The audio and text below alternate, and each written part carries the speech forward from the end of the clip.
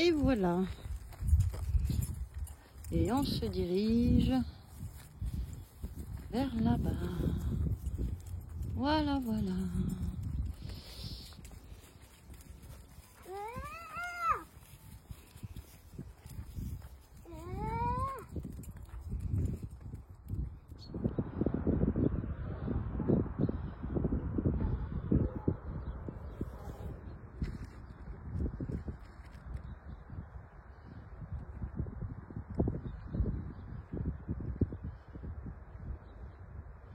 Regardez-moi ça.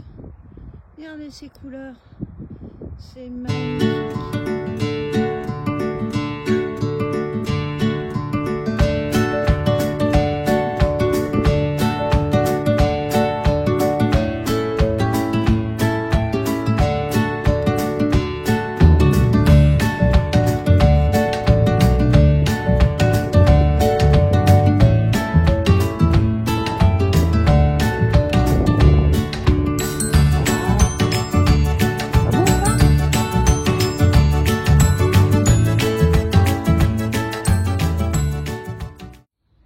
Coucou, comment allez-vous? Vous allez bien? Vous avez vu?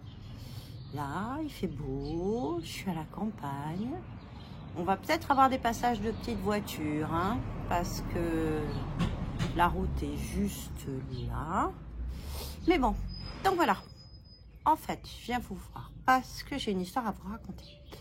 Ce que je porte, déjà, je porte le escale de Marie-Christine Lévesque que j'avais eu la chance et le bonheur de tester pour elle, que j'ai fait dans mon mélange de single et de mohair et soie non teint. Donc inutile de vous dire que là on est bien doudou, confort. Bon, comme moi vous me connaissez, le mohair. J'adore, j'en mets partout, mais j'ai une petite passion aussi pour l'alpaga, faut pas l'oublier. Donc, je suis donc en convalescence chez ma fille dans la Drôme, à écouter les petits oiseaux et à tricoter. Et là, je viens vous raconter une histoire. C'est l'histoire du châle Géode. En fait, elle se déroule en 2 temps. La première étape, c'est à Aiguille, en fait. J'avais rencontré Éline Hélène. Je vous en avais déjà parlé dans une précédente vidéo. Et dans sa base plume, que voilà, là le coloris c'est Tequila Sunrise. Et c'est de l'alpaga, du pima coton et du mérinos non superwash. Donc inutile de vous dire que là c'est aussi douillet et moelleux. Il y a 400 mètres pour 100 grammes. Dans cette base-là, pas tout à fait dans le même coloris, mais pas loin, j'avais réalisé une première ébauche du châle plume que j'ai offert l'hiver dernier à ma douce et tendre mère. Et j'étais un peu désespérée de ne plus la voir.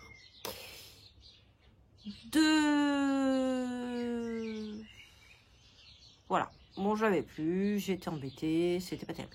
Et je rentre dans ma boutique. La base Géode. La base Géode, c'est de l'alpaga bouclé. C'est 500 mètres pour 100 grammes. Ça se tricote avec des aiguilles de 5. Et je me dis, eh ben, je vais refaire le même châle.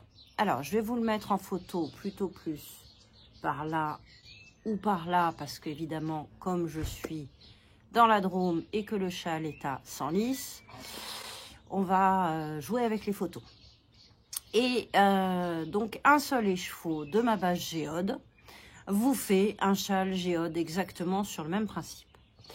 Et donc, je viens de retrouver au Ch'ti Bazar, donc en novembre, chez Éline Hélène, 2 écheveaux de sa base plume. Je me suis dit, je me le refais pour moi. Donc, comme je suis dans la Drôme, j'ai pas de bobinoir, donc on l'a fait à l'ancienne. Et voilà. Et on a commencé. Voilà ce que ça donne. Donc le châle géode, maintenant que vous voyez le principe, donc c'est un châle qui est triangulaire, mais qui va être assez aplati à cause du jeu de rangs raccourcis que vous avez là, avec les points ajourés qui sont hyper faciles à faire. Et c'est une succession de points ajourés, de points mousse, de points ajourés, de points mousse. Une arête centrale, des augmentations sur les côtés, de chaque côté de l'arête centrale, de l'autre côté, et voilà. Voilà. Donc là, j'ai hâte. Même si on arrive vers le printemps, le matin il fait encore des petites fraîcheurs, de m'enrouler dedans. Voilà. Donc le châle géode, vous pouvez le retrouver sur mon Ravelry. Il vient de sortir, je viens de le publier. Il est en promotion de aujourd'hui dimanche jusqu'à dimanche dans 15 jours pour son lancement, avec une promotion de 15%. Et je n'ai pas avec moi la base géode, mais vous pouvez le réaliser avec d'autres fils qui se tricotent en gros avec du 5 ou du 6. Et la base géode, je l'aurai en revanche au festival Laine Fleurie au mois de mai prochain. Donc voilà, bon bah écoutez, c'était tout pour le moment. Et ah oui, si, pour me changer les idées, au milieu de ma base géode et de mon châle géode, pardon, j'ai attaqué mes petites chaussettes cœur, que voilà, avec mon coloris que j'avais teint pour la Saint-Valentin. On est un peu en retard, mais j'étais un peu arrêtée dans mon élan. Hein, voilà, hôpital, machin et compagnie. Ça empêche un peu de tricoter. Donc, j'ai passé le talon. Donc, qui est un talon en rang raccourci tout simple. Et on attaque la grille de la tige. Il n'y a plus que les côtes, la tige et les côtes. Et voilà. Et je vous prépare une petite vidéo pour vous expliquer comment tricoter ces chaussettes cœur. Et d'ailleurs, ma petite copine Emeline de Stitch & Bee, que vous connaissez sûrement, est en train de les tricoter. Alors elle a fait un truc totalement dehors des codes Saint-Valentin. Elle est partie sur une laine qui change de couleur, super colorée, super peps. C'est très sympa. Donc, voilà, je vous invite à aller regarder ces podcasts. Je vous invite à liker mon micro-mini, ma micro-mini réapparition. Voilà. Donc, j'ai pas beaucoup de choses à vous raconter parce que pour l'instant, je suis un peu les mains dans les poches chez ma fille. Donc, il va falloir que je joue un peu avec les photos, les bouts de vidéos que j'ai prises au fur et à mesure avant mon petit arrêt au stand, dirons-nous, au stand d'hôpital. Bon, ça c'est derrière nous maintenant.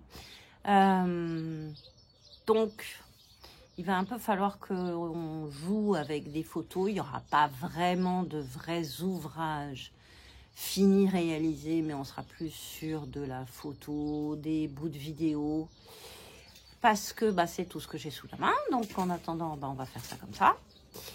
Et puis, profitez bien du soleil, drômois. Profitez bien des petits oiseaux.